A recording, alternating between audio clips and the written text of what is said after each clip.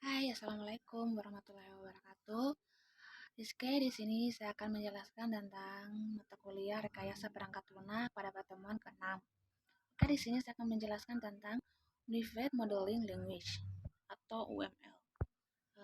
Perkenalkan, nama saya Nur Alfiana dengan NIM 1960025 dan saya dari kelas A UML.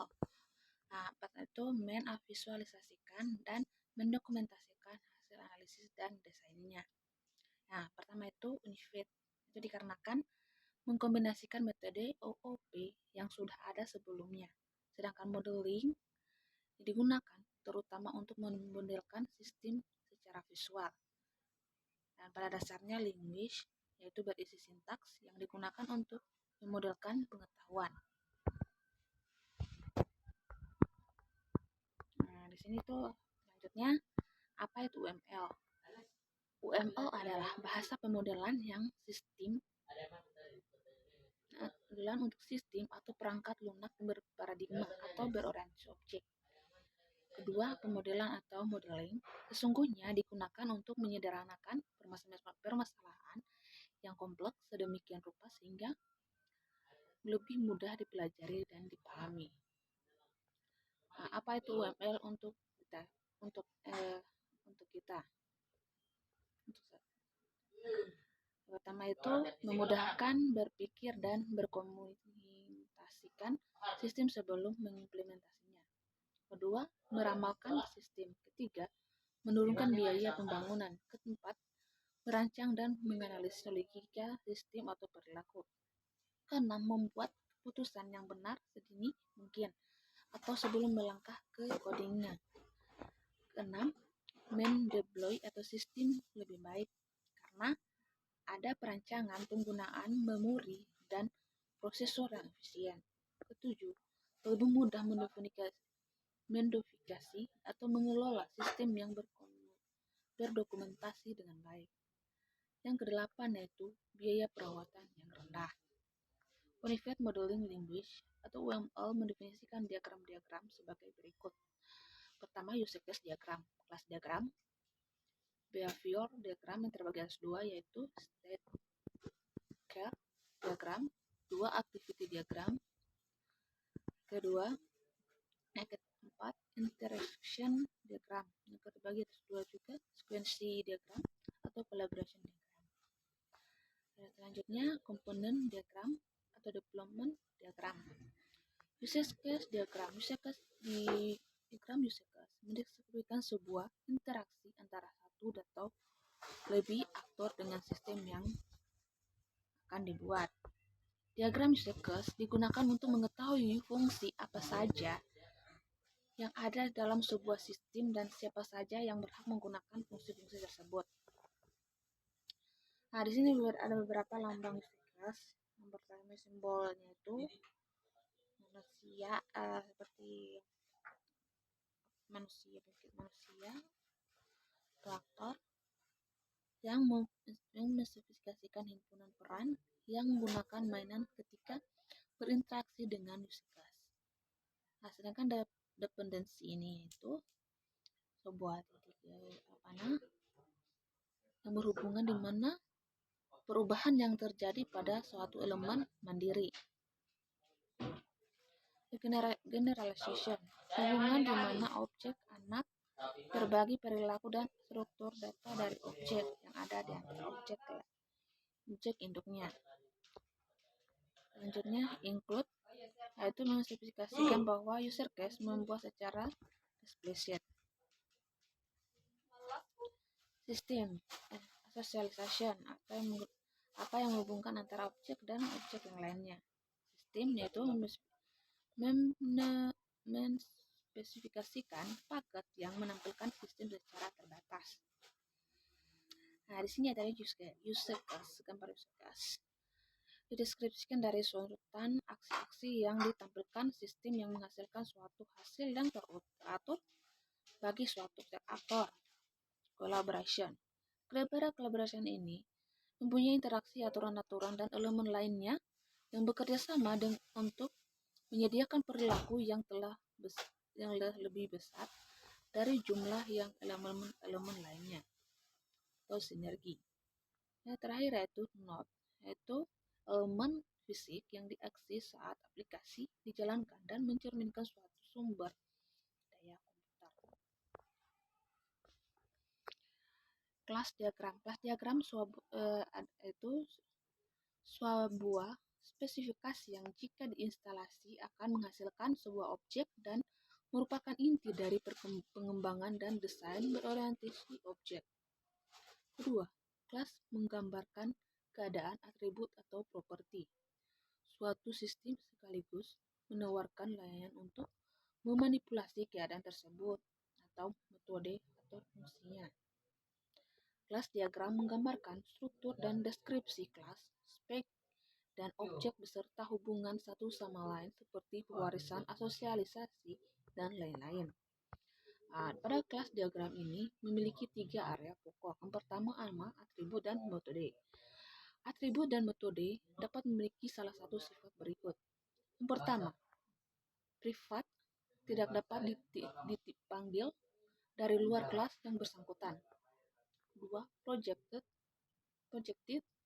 hanya dapat dipanggil oleh kelas yang bersangkutan dan anak-anak yang mewarisinya. Ketiga, public dapat dipanggil oleh siapa saja. Di sini terdapat kelas diagram swalayan yang memiliki atas 4, yaitu pembeli, pegawai, supplier, dan barang. Di sini pada pembeli, pegawai, dan supplier sama-sama memiliki tugas yang bersama. Hanya bedanya di situ pada kelas diagram swalayan pada barang ini yang memiliki kode barang, nama barang, harga, dan stok. Oke, selanjutnya state care diagram. State care diagram menggambarkan transisi dan perubahan keadaan dari suatu state ke state lainnya. Suatu objek pada sistem sebagai akibat dari stimulus yang diterima. Kedua, pada umumnya state care diagram menggambarkan kelas tertentu atau suatu kelas dapat memiliki lebih dari satu state care diagramnya. Di sini terdapat state diagram presentasi. Dimulai dari mahasiswa presentasi yang dikirim data presentasi menuju ke data dari server dikirim ke yang kirim data yang terproses dan melalui daftar yang telah diterima dan mengubah status rekor yang terkirim yang ada dan tidak ada sampai selesai. Di sini terdapat activity diagram. Aktivitas diagram menggambarkan berbagai alir beraktivitas dalam sistem yang sedang dirancang. Bagaimana masing-masing alir berawal dari resolution yang berakhir terjadi dan bagaimana mereka berakhir. Aktivitas diagram juga dapat menggambarkan proses paralel yang mungkin terjadi pada beberapa eksekusi. Kedua, ini activity diagram tampilan cocok untuk memodelkan urutan aktivitas dalam suatu proses. Di sini terdapat itu activity pendaftaran pasien baru. Yang pertama itu cari pasien berdasarkan ID atau namanya. Sekuensi diagram menggambarkan interaksi antara objek dalam dan di sekitar sistem termasuk pengguna, display atau sebagainya yang berupa message yang menggambarkan terhadap waktu. Sekuensi diagram terdiri dari dimensi vertikal atau waktu dan dimensi horizontal atau objek yang terkait. Sekuensi diagram biasanya digunakan untuk menggambarkan skenario atau rangkaian langkah-langkah yang dilakukan sebagai respon dari sebuah event untuk menghasilkan output tertentu. Diawali dari apa yang mengintegrasi aktivitas tersebut, proses dan perubahan apa saja yang terjadi secara internal, output yang telah dihasilkan. Di sini terdapat beberapa petugas pinjaman. Selanjutnya collaboration diagram. Collaboration diagram juga menggambarkan interaksi antara objek seperti sekuensi diagram, tetapi lebih menekan pada peran masing-masing objek atau bukan pada penyampaian message. Setiap message memiliki sekuensi number, di mana Message dari level tertinggi memiliki nomor 1, message dari level sama memiliki prefix yang sama. Nah, sini selanjutnya komponen diagram. Pertama, komponen diagram menggambarkan struktur hubungan antar komponen piranti lunak, termasuk ketergantungan di antaranya. Kedua, komponen piranti lunak adalah model berisi kode baik berisi source kode maupun binary kode, baik library maupun executable, baik muncul pada compile time, line time maupun runtime. Dan pada umumnya komponen terbentuk ini dari beberapa kelas dan atau pack, tapi dapat juga dari komponen-komponen yang lebih kecil. Antara itu komponen dapat juga berupa interface, yaitu kumpulan layanan yang disediakan di sebuah objek untuk komponen lainnya. Di sini terdapat beberapa user class yang mendirikan itu seminar manajemen dan student administration, seperti pada gambar yang pernah terlihat pada di layar ini. Selanjutnya deployment diagram atau deployment physical diagram menggambarkan detail bagaimana komponen dideploy dalam struktur sistem, di mana komponen yang terletak atau pada mesin server atau piranti keras apa, bagaimana kemampuan jaringan pada lokasi tersebut, spesifikasi server, dan hal-hal yang bersifat fisikal. Sebuah metode adalah server, workstation, atau piranti keras lain yang digunakan untuk mendeploy komponen dalam lingkungan sebenarnya. Hubungan antara, misalkan TPC atau IP dan rekrutmen dapat juga didefinisikan dalam diagram ini. Seperti pada diagram ini yang terlihat di atas, yaitu proportion DBMS menghubungkan LAN web server. Pada web server ini menghubungkan internet browser 1 dan browser N. Pada browser ke bawahnya itu internet itu browser 1, browser 1 dan browser N kurang 1. Nah, di sini terdapat tugas luar kelas, yaitu cari dan buat user class dari aplikasi dan pelajari buat review masing-masing dan alur dari user class tersebut. Nah, di sini adalah contoh diagram user class sistem informasi akademik. Pada user class ini kita bisa melihat beberapa aktor, yaitu pertama dosen pengajar, dosen pembimbing, staf admin, dan mahasiswa. Oke.